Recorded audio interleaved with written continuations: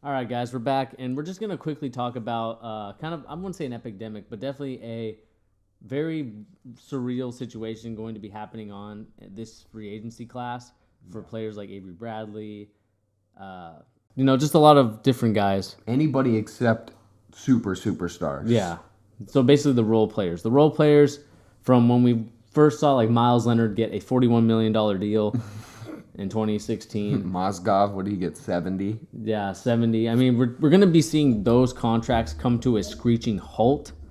And it's due to the fact that a lot of the teams are starting to creep up into that luxury tax area, which right now I think there's only 7 or 8 teams. Maybe, let me see here real quick. 1, 2, 3, 4, 5, 6, 7, 8. 8 teams right now are in the luxury tax area right now. And there was a lot of teams trying to get rid of those big, heavy contracts that we saw in 2016 and 2017. Yeah. So it just kind of goes to show you that a lot of these guys are screwed. They're screwed. I mean, there's just no money to go around. You know, you're going to see players like Avery Bradley get like a $5 million deal, Yeah. which considering he's in today's climate, like if he got a contract 2 years ago, he'd be 100+ million. That's crazy. And it sucks for those guys, but then you look at a guy like Batum on Yeah. Charlotte. He's making over $25 million, right?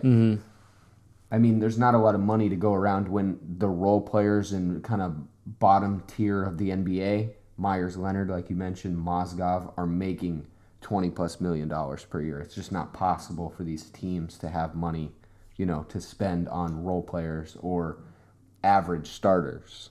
Yeah. I think what's crazy to me is that, of course, a big chunk of your money is going to go to your superstar, and they are going to take a lot of it. But then if you want to build a super team or any like really good team, it's going to cost you a lot more money, and you're going to have to really kind of scrap at the barrel at the bottom to just kind of get decently to very bad NBA players that are probably not going to help you win a championship.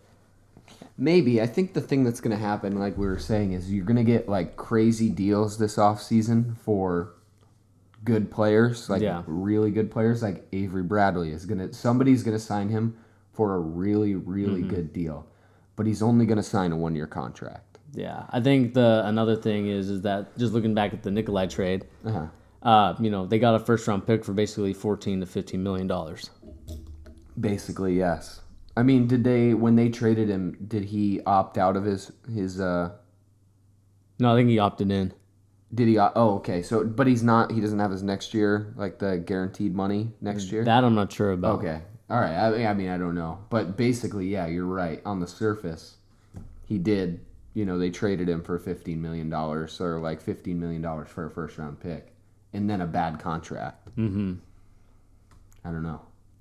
It's crazy, though. I mean, I think to some extent people are making too big of a deal about it. Because I think like when it boils down to it, it's going to be 1 year of like really bad free agency market where there's 5 guys who get a ton of money and then everybody else gets bare minimum.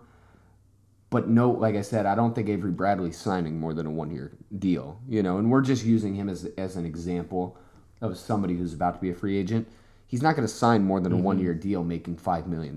He'll wait 1 year making a low contract and then get a mega deal the next year, Yeah, I think once the 2016 contracts are kind of officially off the books, which should be coming around relatively soon, 2019, 2020, then we'll start to see teams again really spend a lot of money to give players big deals. But like, I think what really started this was the fact that where was it? I had it here. So like in when they were trying to make a new marketing agreement, the salary cap was $70 million at the time, but then in 2015 and 16 it jumped up all the way to 94. Yeah. So it just kind of goes to show you that a lot of teams saw this kind of projection of how much money they were going to get. And then, of course, this year kind of came to a little bit of a screeching halt because they were expecting to get 101. They got 99. Yeah. And so we kind of saw people be like, okay, we're going to slow down a little bit. And we saw that the luxury tax is going to be really high, so a lot of teams don't want to pay it, even though there are a lot of teams right now in that luxury tax situation, especially teams like the Wizards who want to get out of it, and that's why we're seeing kind of trade rumors for Marcin Gortat. Yeah. The thing, too, is a lot of these guys who got those crazy lucrative deals a couple years ago, they don't have the crazy guaranteed contracts like Blake Griffin does, where like in their last year they're guaranteed the full sum of their contract. So like using Omer Asik as an example, he's only guaranteed, I think, $3 million in his final year, which they're going to buy him out, like 100%. You know, there's no way they don't. And then there's like Mozgov has got to be around there too. I think George Hill is making $18 million next year, but then the year after that he's on a $1 million guaranteed contract. So if he's, you know, he hits a sharp decline, they'll just buy him out. So it really is only a problem for this next offseason, which considering the level of free agents that are out there, it's not a big deal, you know? Yeah. There's like 3 guys, and one of them got crossed off with DeMarcus Cousins, which he's kind of like a question mark player, because he's probably still going to get the max. Probably. I wonder what this does for like a guy like Isaiah Thomas, though. Like, does he... He's not making anything, in my opinion.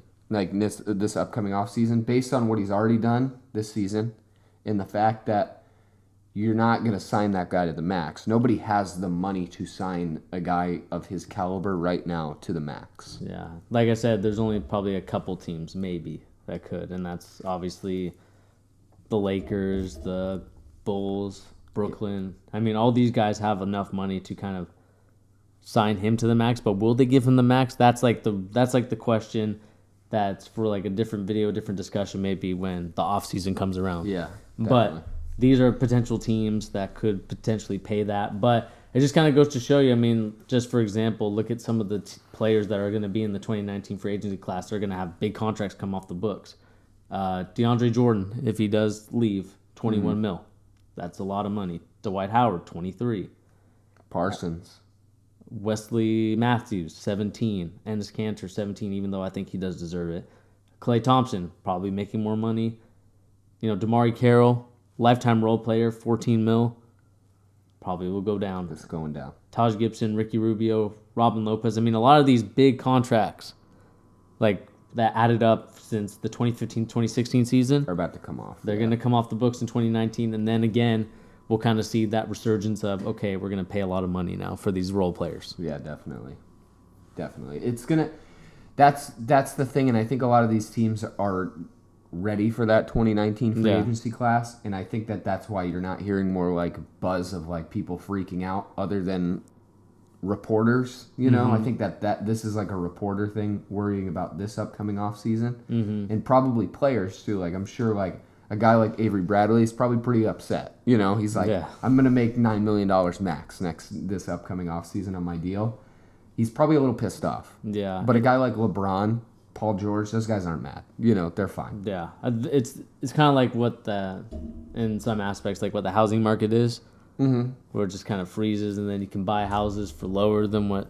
And then it just booms up again. It's only like a year or two off of being slow.